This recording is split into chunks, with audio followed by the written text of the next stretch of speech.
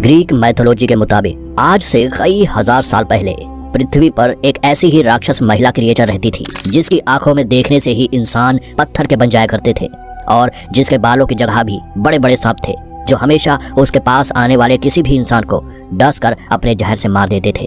कई सौ साल पहले तक ग्रीक के कई ताकतवर राजाओं और योद्धाओं ने उस राक्षस को मारने की कोशिश की, लेकिन कभी भी कोई इसमें कामयाब नहीं हो पाया।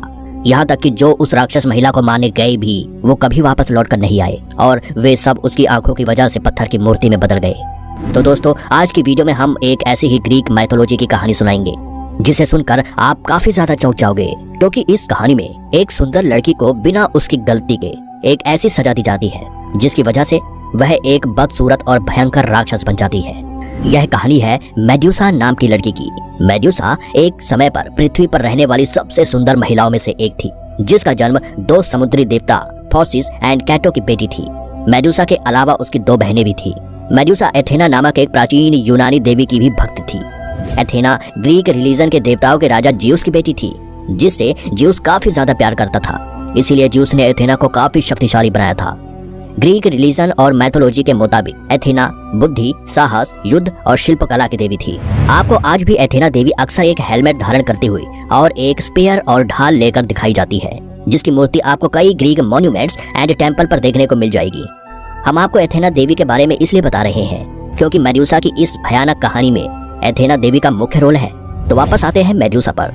तो जैसा कि मैंने कहा कि मेडुसा काफी सुंदर थी, इसीलिए बचपन से ही उसे लोग काफी पसंद करते थे। पर मेडुसा अपने पूरे मन से हमेशा देवी एथेना को अपना सब कुछ मानती थी। अपने बचपन से ही मेडुसा देवी एथेना की कहानी सुना करती थी और अपनी बहनों के खेल खेल में एथेना बनती थी। बचपन में मेडुसा का एक लड़का भी दोस्त था जिसका नाम इफिक्लीस था। जैसे जैसे मेडुसा बड़ी होती जा रही थी, उसकी सुंदरता हर दिन दोगुनी होती जा रही थी, जिसकी वजह से काफी ज्यादा लोग उसकी तरफ आकर्षित होते थे। लेकिन जैसे मैंने बताया, मेडुसा एथेना देवी की परम भक्त थी। तो जैसे ही वह बड़ी हुई तो मेडुसा ने एथेना की पुजारन बनने की तैयारी शुरू कर दी। एथेना के मंदिर के पुजारी बनने के लिए बहुत सारे नियमों का पालन करना पड़ता था, जिसमें पुजारी का आचरण और अनुसरण दोनों बिल्कुल स्वच्छ होना चाहिए।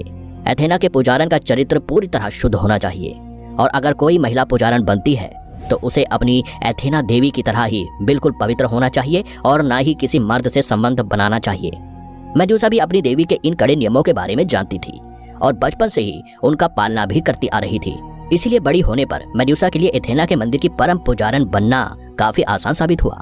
और जब मेडुसा एथेना के मंदिर की परम पुजारन बनी, तभी से उसने अपना सब कुछ देवी एथेना को निछावर कर दिया और वह पूरा समय एथेना के मंदिर में ही उनकी आराधना करते हुए गुजारने लगी।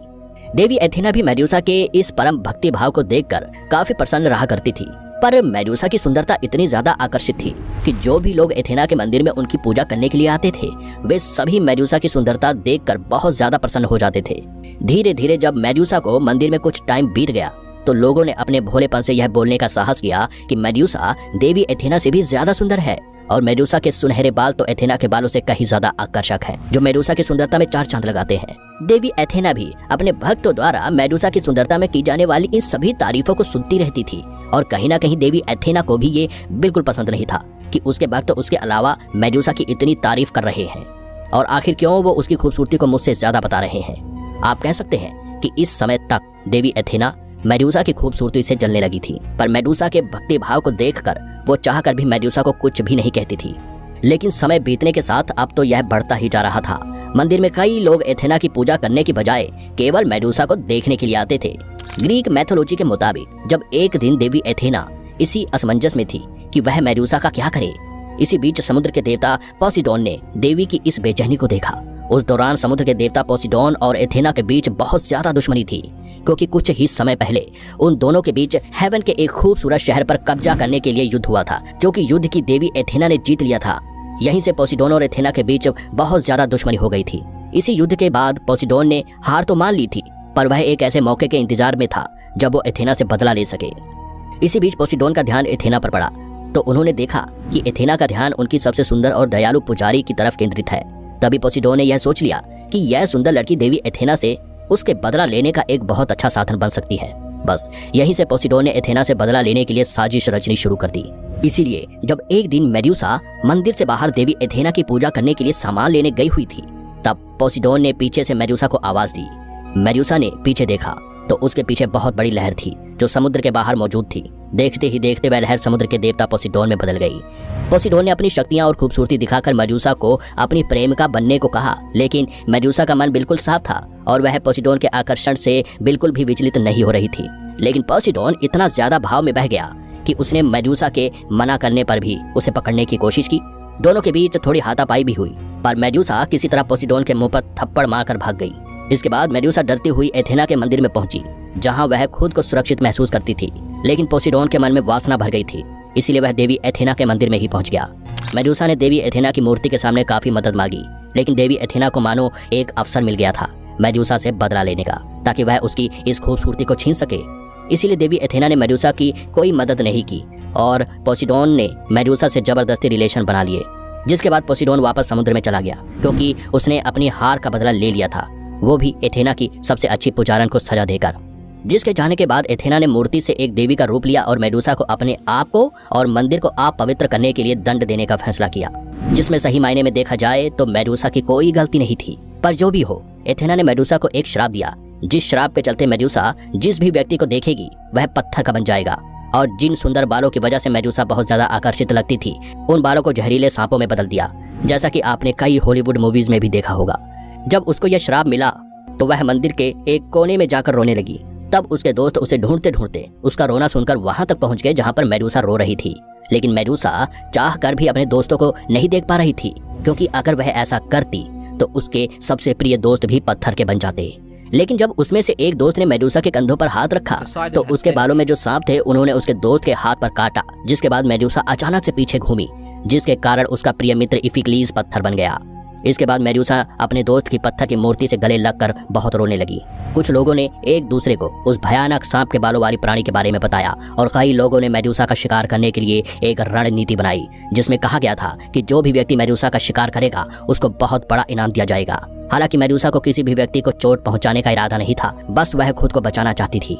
इसीलिए उसने एक ऐसी जगह में छुपने का फैसला किया जहां पर कोई भी नहीं आता था।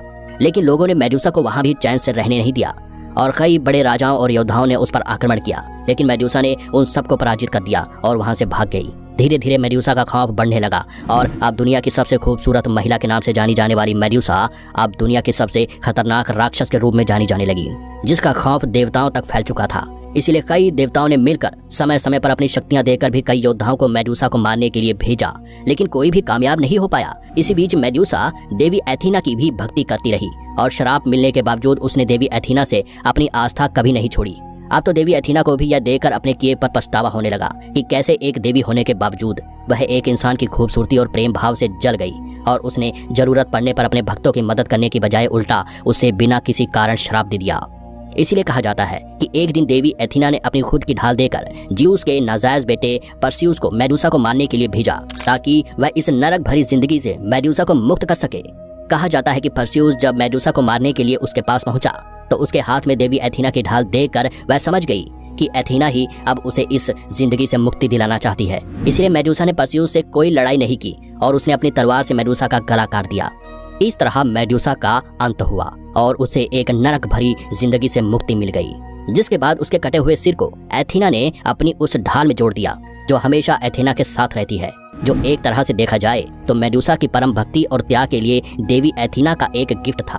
तो यह थी मेडूसा की कहानी, जिसे बिना गलती के इतनी बड़ी सजा झेलनी पड़ी। तो अगर आपको ग्रीक मैथोलॉजी की ऐसी ही दूसरी कहानियों के बारे में जानना है तो आप हमें कमेंट करके जरूर